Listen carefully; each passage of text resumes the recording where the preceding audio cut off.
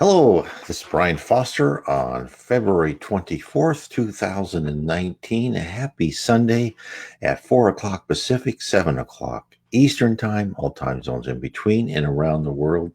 We are bringing you another live stream on Kardec Radio and Kardec Facebook page. Please tell everybody about the Kardec Facebook page. You can see our live streaming. And you can also hear us live on Kardec Radio 24 hours a day. Well, not live. We have all sorts of programs. You can hear some people live at certain parts of the day.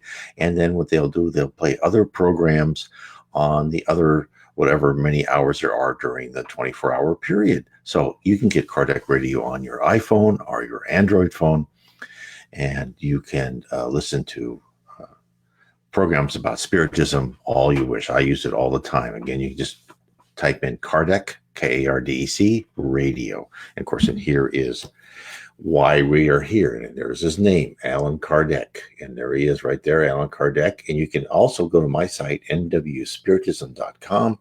Click on his picture. You'll go to the EDICEI bookstore. You can find all of his books. Of course, you can find all of his books and also books by other spiritist authors such as Francisco C. Xavier, also known as Chico Xavier, Ivan Pereira, Devaldo Franco. You can find them also on Amazon if that's the way you would like to get your books. But of course, here they're actually a very good price. They're actually a better price than Amazon on the bookstore site. So again, you can go just click on this picture, and you can get to the bookstore site.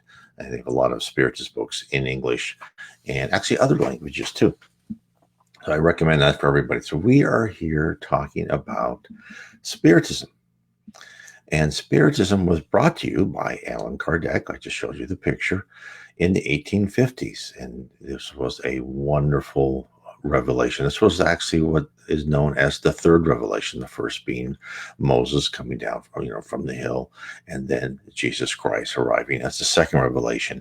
And spiritism is the third revelation. In the third revelation, so why do we have these revelations? Many people believe in the complete divinity of the Bible, and that's fine. But what Spiritism tells us is that the spirit world only told the people at the time that they did. This is all the different books in the Old Testament and in the New Testament. They only told the people what they could understand and comprehend at the time of their level of their technology and their culture.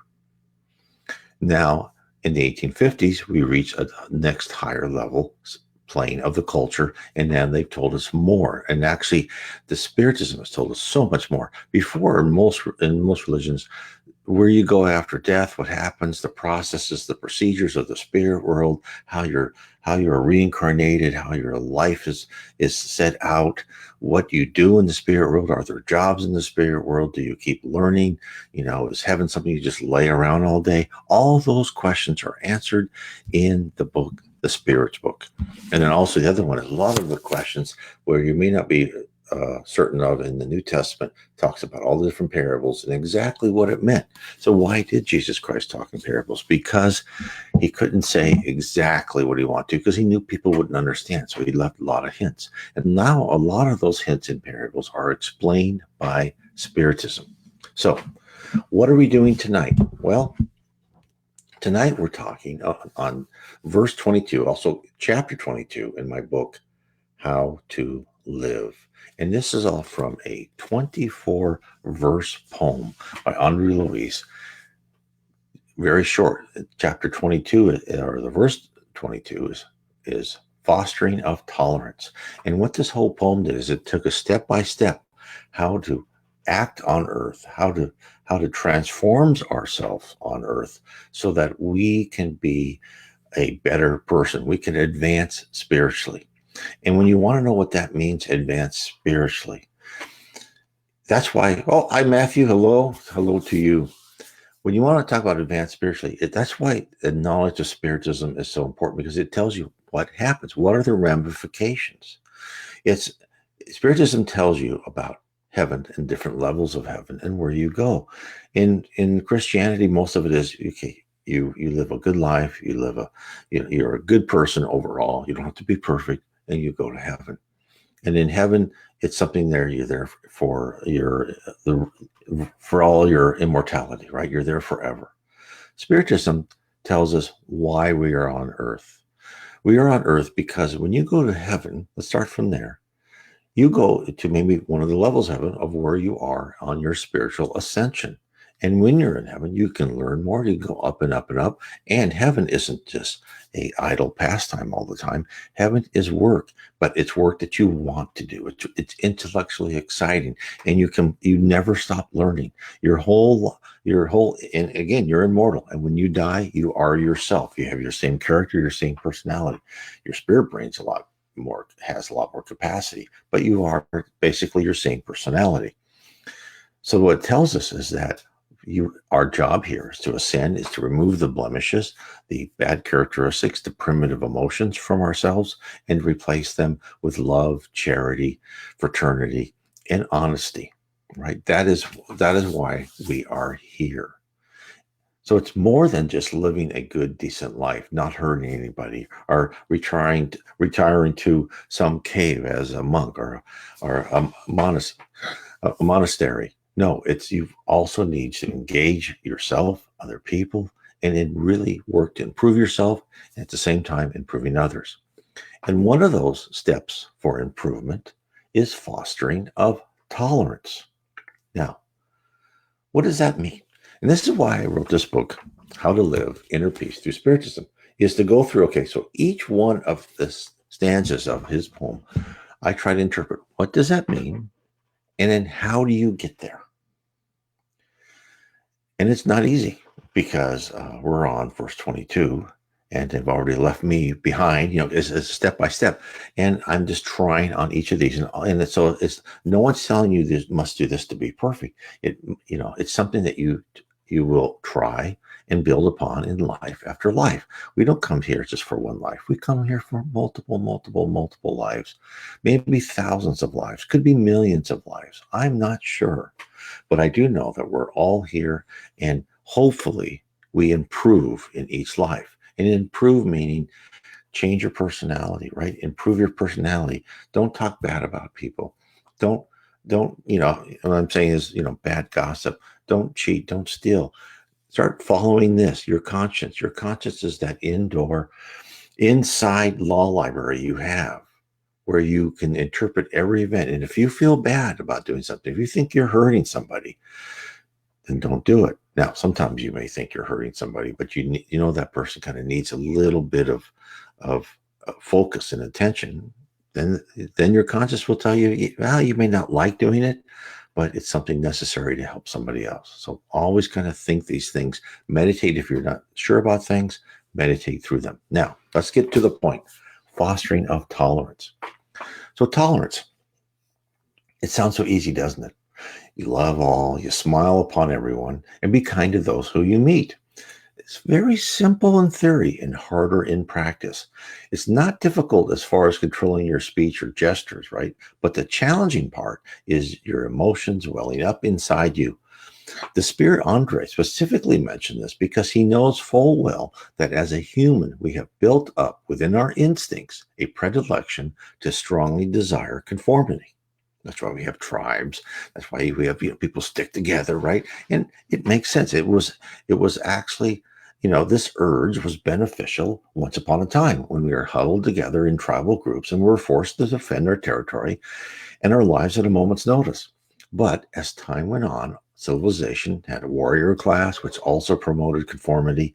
Those armies which possessed the most discipline usually emerged victorious. So hence, our instincts, which are brought over with us in life after life, just like our conscience, are a powerful force.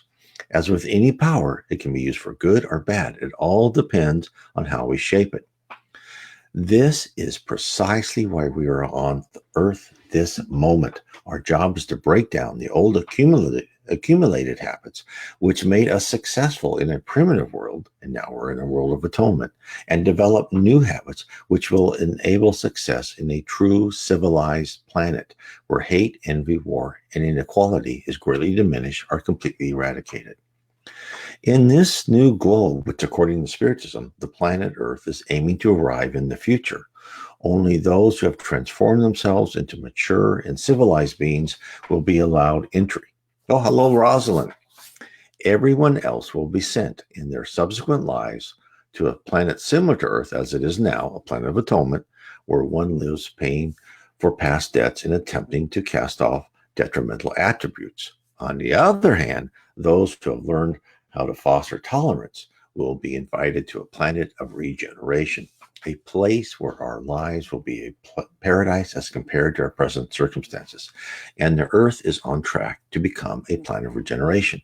I know many, Spiritism tells us we're in that stage of where we are starting to prepare for that. We're starting that. And I've also heard from other people who are spiritualists, not spiritists, and they feel the same thing. They feel something is happening, and that all is coming together in a place where we're going to start learning. Now, I don't think it's going to happen today or tomorrow or even in the next 10 years. Actually, I wrote a book, The 1,000-Year March.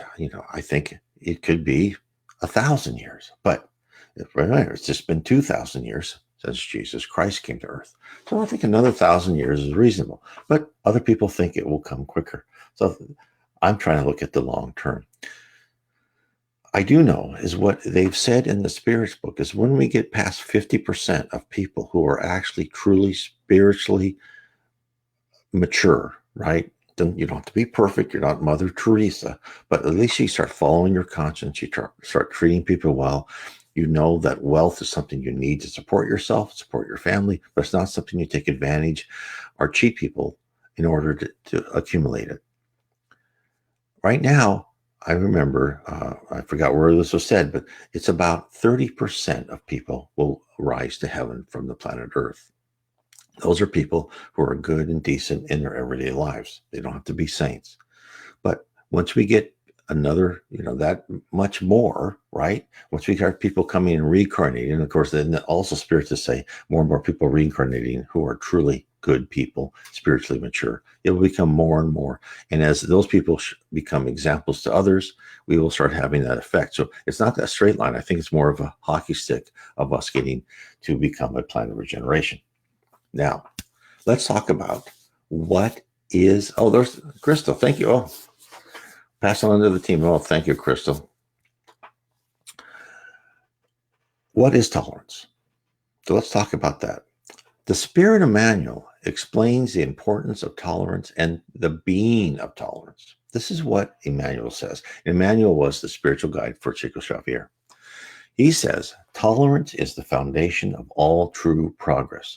Just as all parts of a machine work together so that there may be the production of certain benefits, so all blessings of nature are a series of manifestations of this blessed virtue that inspires true brotherhood. Tolerance, however, is not a superficial concept, but a living reflection of understanding, a purity of the soul. It conjures the feeling of hope, patience, and letting go of all evil. To insist that others think as we do would be to demand that the world adapt itself to our whims. Our obligation is to adapt ourselves with dignity to the world, with the firm purpose of helping it. Let me stop right there. Remember what he said, to insist that others think as we do would be to demand that the world adapt itself to our whims. Haven't we seen that in our culture? You must think like I do. You must. It's almost like Orwell 1984, where there's right think and bad think and good think. We are so intolerant of people. We should love everybody, no matter what they think. Yes, intolerance is kind of a power of control ourselves, right? That's exactly. And I truly agree with that. So, what was I? Okay, so let me go on with what Emmanuel said. Emmanuel said, divine providence reflects wise and active tolerance everywhere. God does not require that the seed immediately produce after its kind. God gave it time to germinate and grow, to bloom and bear fruit. God does not ask the stream to quickly blend its course towards the awaiting ocean. He offers the stream pathways through the soil and the time needed to finish its course. Likewise, tolerance is needed between one soul and another. It is important that we do not assume any attitude of violence no attitude of violence. The roughness of an impulsive person, the irritation of an uneducated patient, the claw of an animal, the thorn of a rose, all represent the natural signs of an evolutionary stage in which they are found. To fight with hatred is to bring about destruction. He who commits an offense attracts evil to himself. This being the case, evil is only really evil to the one who commits it. To retaliate on the same irrelevant principle is to assimilate its poison. It is essential to treat ignorance with the same loving care that is employed with treating a wound. If we bruise it without mercy, it would be like transforming a curable case into a hopeless one for a lack of adequate treatment. Therefore, above all else, tolerance is a complete release of all evil and a continual service in goodness. That's what Emmanuel said. Very wise words. No violence. Understand his other points of view. And then we talked about, God in the spirit world allows the stream to meander towards the ocean. That's what we are, right? We are meandering towards the ocean. Why are we meandering? What does he mean by that? This is where free will comes in. We have free will to be as good or bad or ignorant or smart as we want. We can go through many, many lives parking. Spiritism say parking is when you don't improve in very many, like in life after life. Of course, I'm sure I've been told I have done. So now, hopefully, the more you learn about Spiritism, you can learn that, no, it's not a good thing. We should improve at least a little bit in every life. It would be very important to us. So, being aware of performing good in as many avenues as possible is a notable goal. To get there, one's mind must be expanded. Attention must be raised for opportunities for service, and predilections built up from past and current lives should be analyzed if they present barriers to tolerance. The spirit Neo Lucio recounts a story from his book, psychographed by Francisco C. Xavier. The book's title is Jesus in the Home. Very good one. You can find it on the EDICI bookstore with a picture of Allan Kardec on my site, nwspiritism.com. The book contains many stories of the conversation that Jesus held with his disciples. One story in particular is pertinent to tolerance and acceptance. Jesus told the gathering about a time when the earth was in deep ignorance. God sent a messenger of knowledge. The goal of this person was to spread the reality of the spirit realm, to bring purpose and a path of behavior to the populace. When he arrived on earth, he became intrigued with the literature he read and in discourse with other wise men. He became so focused at his preferred intellectual pursuit that he ignored everything else. In fact, he deliberately distanced himself from the common people, thinking they were too ignorant to even begin to understand his message. Seeing that his first messenger did not perform the duty assigned to him, God sent another. This time he selected a doctor, someone who would directly help the poor and downtrodden. When the doctor arrived, he became fascinated with his storeroom of herbs and medicines, and he thought only to treat those who could pay handsomely for his services. Next, God sent another wise man, but he became a warrior who only used the meek and poor for his own purposes. Another was sent who became a musician who only wished to play for important audiences, only those who could afford to pay for his concerts. Finally, the Almighty sent a messenger of love to the human race. With great mercy, this messenger was able to reach the four corners of the world. He felt compassion for the teacher, the doctor, the warrior, and the musician, to the same extent that he felt mercy for the misfortune and the primitiveness of the crowds. Determined to work in God's nature, he became a diligent servant to all. He began to work for the common good and identifying with the people to whom he had come to serve. He forgave infinitely and repeated the same effort or the same lesson 1,000 times. So he's saying we must let people be whatever they want to be and go through our pathway, keep learning and serving. Yes, exactly, Gabriel. And, and then let me go off on a tangent here for a second. And, that's kind of how Spiritism, right? Spiritism, we don't sit on the street corner and say, oh, come on, here, talk about Spiritism or you won't be saved. No, it's like, here's knowledge. And if you want to pick it up, you can. And again, when you're talking with friends or whatever, you don't lecture them and say, "Oh, you're doing everything wrong. You don't know what you're doing. You're here to learn, right?" You wait until there's an opportunity. I'll talk to people who are friends, and I kind of give them little clues, saying, well, I think next life you'll be better, and that's what spiritists believe. And but then if they don't ask anything else, I just drop it. Right? It's information. It's you let people. God has a plan for each one of us. That's why you should never want revenge for what somebody did to you, because it's all going to be solved. Everyone is going to have karma. Karma works perfectly, right? It's all going to work out for each person. They will learn what they need to learn. You don't have to help them. You don't have to punish anybody. That doesn't mean you don't have to lock somebody up for stealing. Yes, that could be part of their karma, is to be in prison. But that's why you don't have to force it on anyone, right? If they're open to it, God bless you, you can talk to them. If they're not open to it, then I just don't even pursue it. So let me finish what the story was. So this person, he began to work for the common good, identifying with people to whom he had come to serve.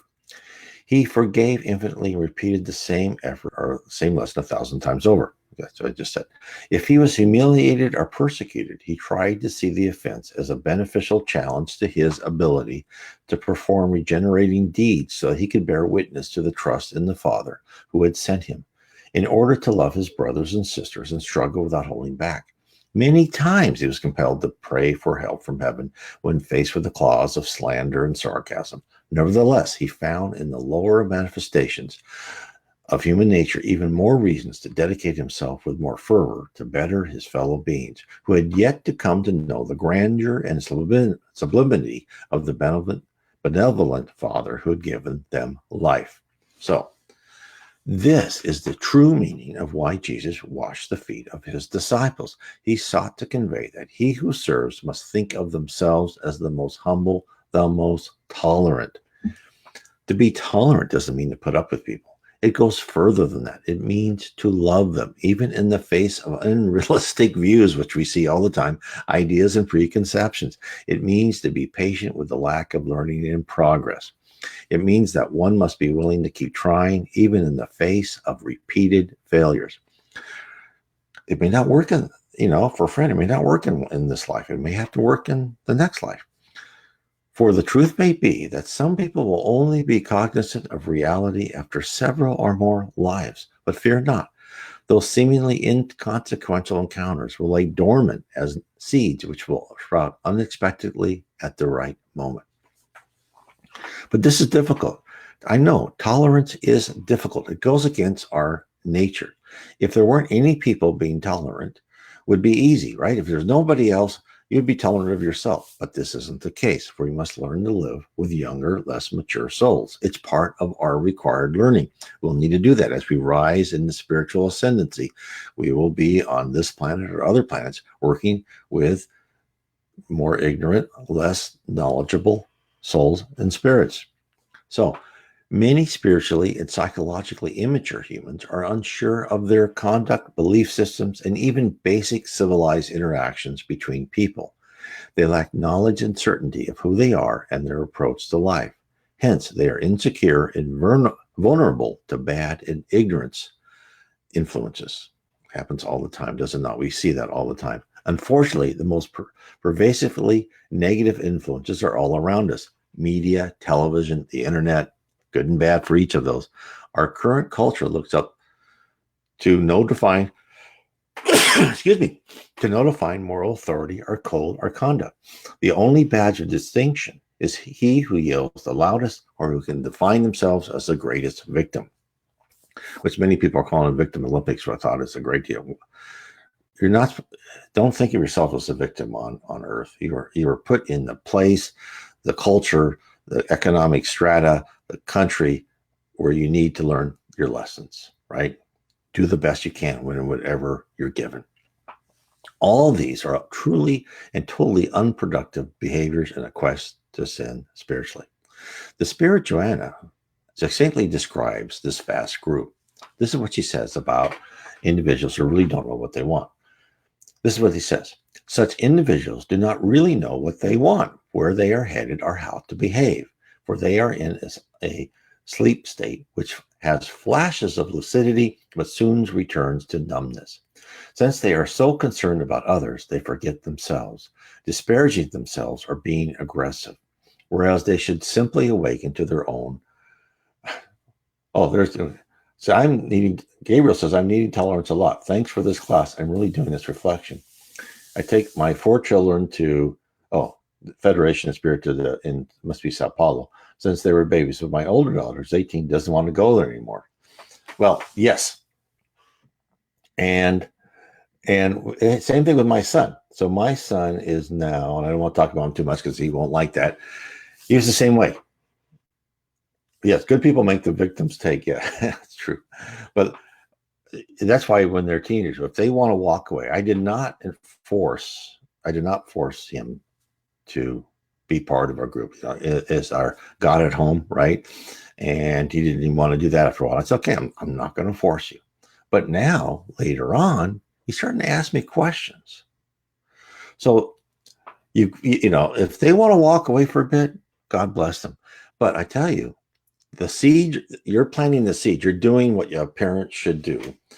But I tell you, it will come back. They'll reflect upon it. And then as they see real life, right? Because all they see now is when they're, teenagers, they see the family life. And of course, they know better than anybody else. I mean, I did. I'm sure you did at that age. I don't know how your parents could live because they were so stupid, right?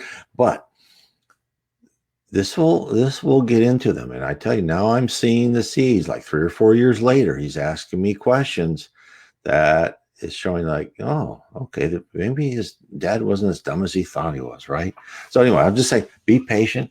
Don't force it on them, but just kind of, as you know, teenagers, especially for boys, they'll communicate with you, 2 or 3 times a year, depending on the kid, and then you can talk to them. Anyway, that's kind of, what I've seen. That's a point of view of one, right? So I'm sure there's people that know better than I do. So, where was I? Okay. So we're talking about people don't want what they really want, right? They just want what the group wants. So this is what Joanna D'Angelo says. Since they are so concerned about others, they forget themselves, disparaging themselves or being aggressive, whereas they should simply awaken to their own reality and that of their environment. However, they become robot-like in their torpor and let themselves be led by the rules imposed on them. Boy, we see that all the time, don't we? She knows so much. Even though these do not meet their personal demands and needs, or they follow traditions that are irrelevant to their objectives, affected by conditionings that are results of previous inheritances, and have no connection with their way of being. Thus, they let themselves be influenced by sensationalism of mass media or suffocated by their social group. They would like to be active members of the group, which rejects them, or they exile themselves by not grasping their existential role. Real awakening thus becomes indispensable for them by reflecting on their own aspirations and what is happening around them, so they may be at peace with their human context and be free without narcissistic exhibitionism or depressive timidity. Oh, thank you, Gabriel. It's my pleasure. Anytime anyone wants to ask me a question on these live comments, just do it and I'll go off on a tangent because this is really, I love answering questions and doing what little help I can do, and hopefully it just makes you think, and then you think of something probably much better than what I did, but hopefully you can just get the wheels turning. So what Joanna D'Angelo tells us about these people is that most type of people, we find it hard to be tolerant of, are locked into their situation described by Joanna D'Angelo. They've hitched themselves to a set of false values and strive to find a familiar acceptance to make themselves feel worthy. And boy, if that's not true, as Gabriel's asking, with teenagers, right? Teenagers are looking to latch upon something. And of course, they always, they seem to latch like the worst thing they could latch on, right? But that's all part of learning, right? It's sometimes just good to do stupid things because then you learn. So we've all been there, right? And we have to understand that their convoluted belief system is not built upon logic, but upon emotion. They are slaves to their own insecurity and seek freedom in groupthink. They believe that they are deeply introspective, but in reality, they live in a shadow world full of the lessons and experiences of past lives. We've all been there, right? It is a part of the great trek of spiritual maturity to learn what self realization really is, to question the precepts of society, and to be brave enough to follow the reasoning of our own logic, to discover the full panorama of the spiritual and physical universes. To be forbearing means that we identify with those in doubt and we lend what wisdom we can to help their journey. All the while, keeping in mind the spirit world will supply the stimuli necessary for them to grow. We only need to lend what is small assistance we are able to. So, how do you start, right? So, how do you start being tolerant? So, first, you need to enable tolerance in your own family. Acquiring the tendency towards tolerance is the most effective when one is young. Hence, the spiritist doctrine should be introduced to those young, pliable minds. So as they grow, they'll understand the true condition of life on earth. The Spirit Joanna explains how to foster the propensity for compassion and love for our offspring. This is what she says. So, it is the duty of all parents to enlighten their children about the vicissitudes present in our evolutionary path. Edifying conversations about the divine justice, about the moral commitments that have been taken by all who find themselves reincarnated, and also the trials and testimonies that everyone must go through are of high moral and spiritual significance for the healthy formation of children's personalities. To demonstrate that such occurrences are perfectly normal and never to suggest that they are punishments established by a God who would find pleasure in seeing his creatures suffer merely because they are still unequipped to act correctly. That is the paramount duty of every parent, not patient. When by any chance in the family constellation there is an example of atonement, it must be transformed in precious teaching, not only to the spirit who is undergoing it, but also to other members who must join their hearts in order to attenuate the suffering of the one who is in need of help. Such measure develops in everyone involved in courage and respect to life, erasing fears and diluting illusions about life in the body, which is nothing but fragile.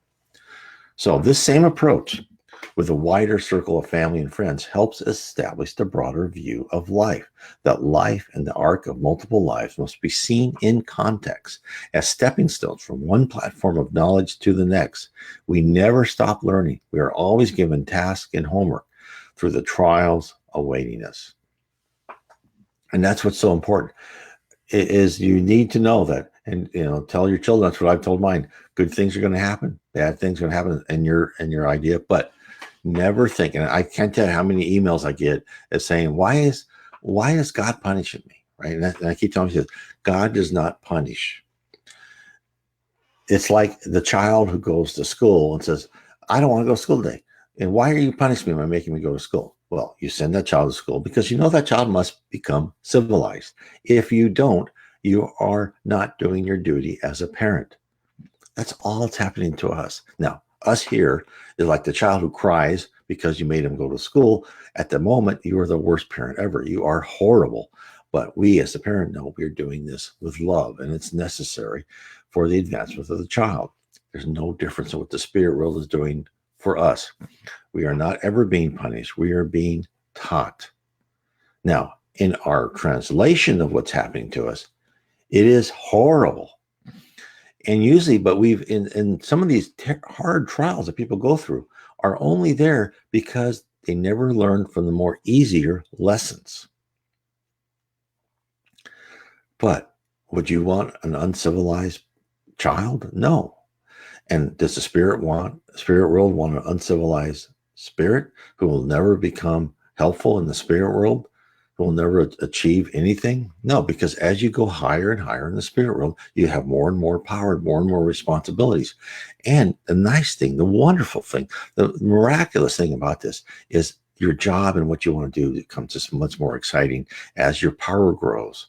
You become, you'll lead whole races. You'll design evolutionary paths for whole planets. It becomes miraculous. So We need to learn that each one of us, everybody we see, is at a different level of maturity and knowledge. Therefore, disparity exists between humans. Some are born with great wisdom, ready to sprout forth, and others are just beginning to learn right from wrong. All will eventually reach their destination to perfection.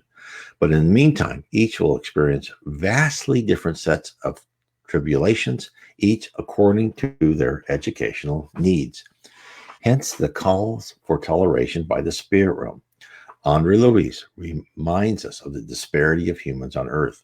While the spirit world loves us all equally, each of us has been assigned a customized curriculum intended to promote our transformation from a primitive spirit to one who will ascend to the highest spheres of heaven.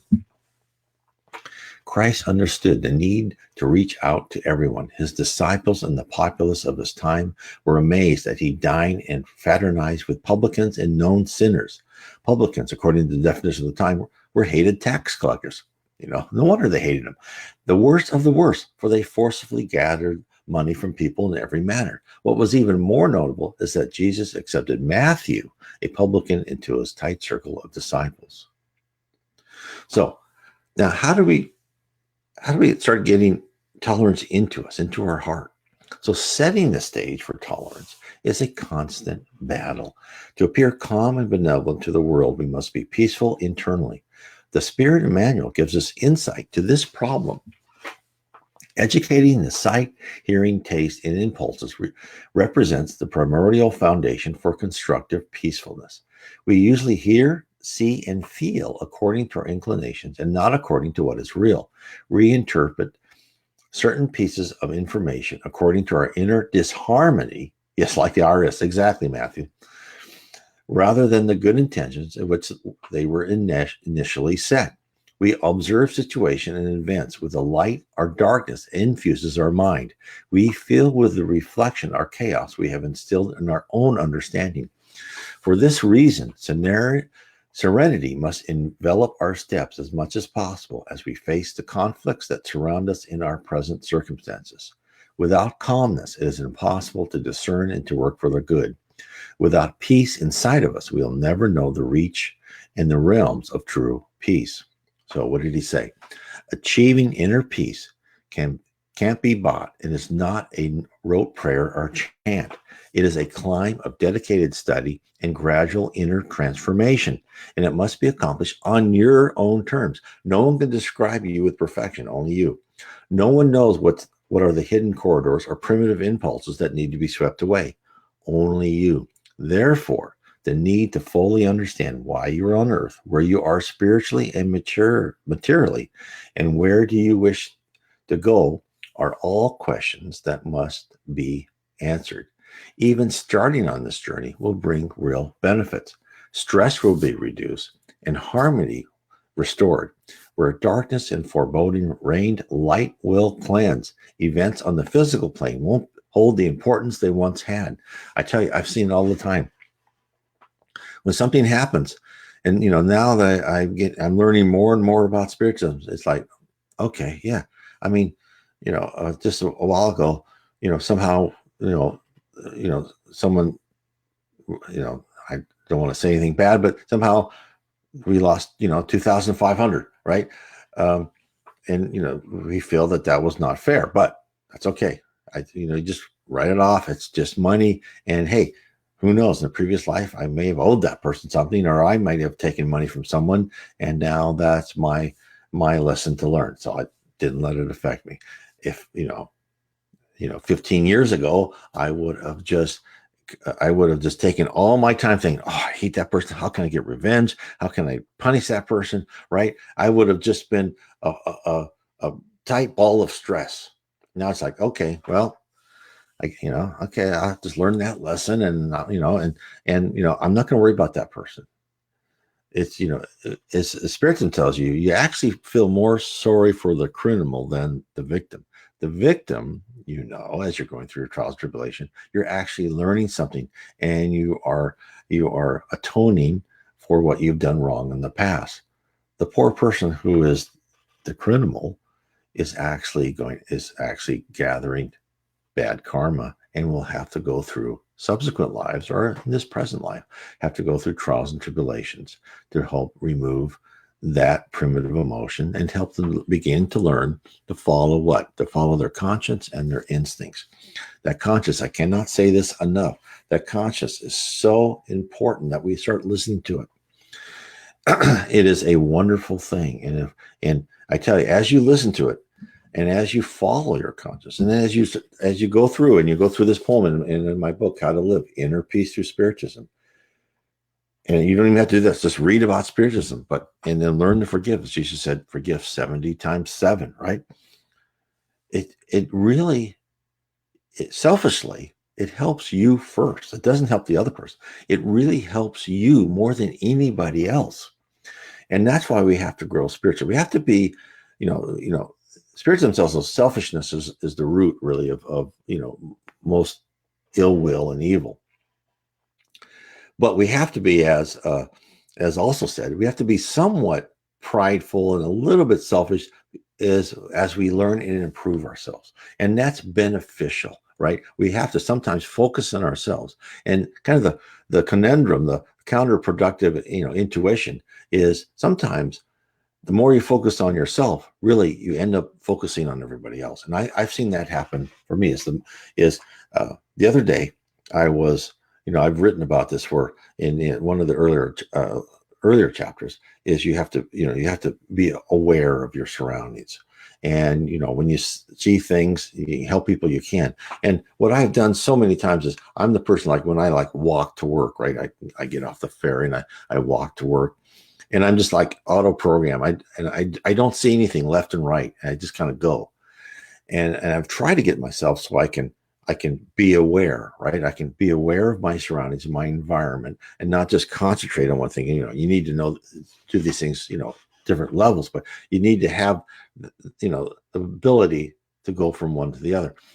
So finally, when I start walking to the ferry or from the ferry, instead of just being deep into thinking about work or after work, I'm trying to notice people. I'm trying to look at their situation. Did someone just drop something? I help pick it up or whatever. It's the more you can transform yourself, you're actually helping other people, and you're actually helping your family too. Because then instead of you coming home and someone's saying something and you're not really ready to hear it, right? You make yourself, okay, you let yourself be ready to hear it, even though it's not when exactly you want to hear something. You let it happen because you're able to switch your concentration, right, rapidly without instilling negative emotions in yourself, like, oh, I got to listen to somebody. If you can do that, that is a huge step. If you can do that, that is a huge step. If you can listen to people, even when you don't want to, and just, okay, calm yourself down. This is something important. I can help. You can't believe how your stress just starts going away. This inner peace, you become much healthier. You're happier. You're in your family. They may not notice it externally, but they'll notice it internally, and they'll have memories of you long after you're gone, and they'll think of how you treated them in every circumstance with patience and love versus what you may have been before.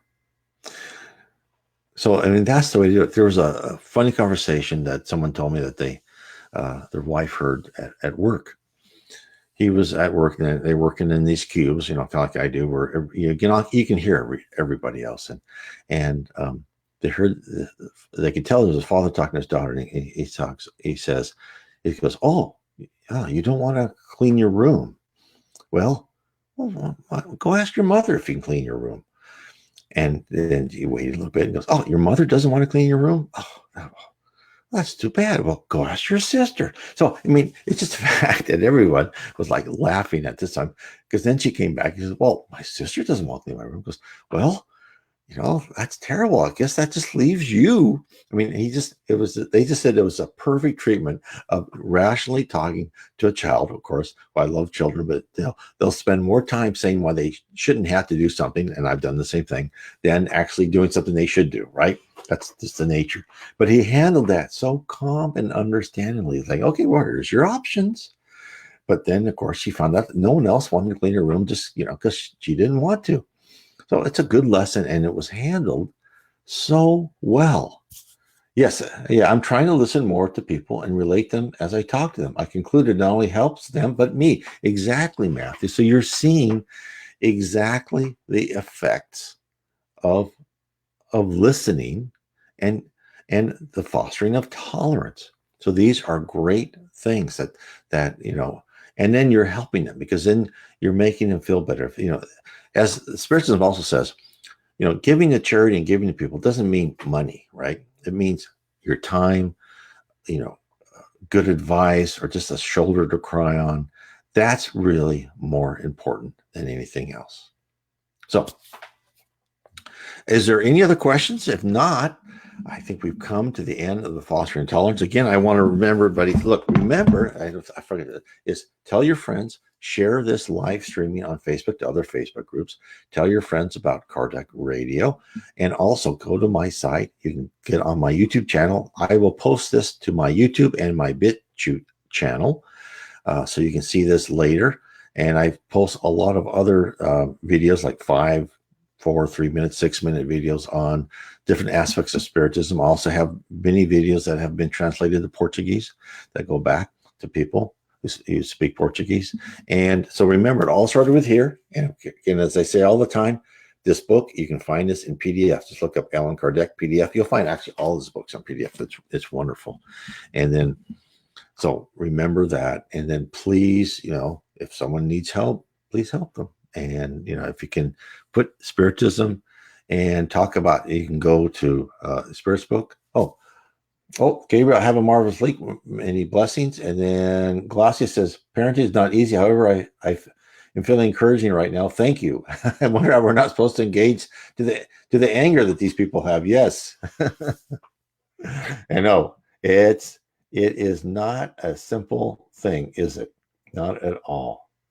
And then, I also want to link you to an audiobook of this. That's good. That's good, Matthew.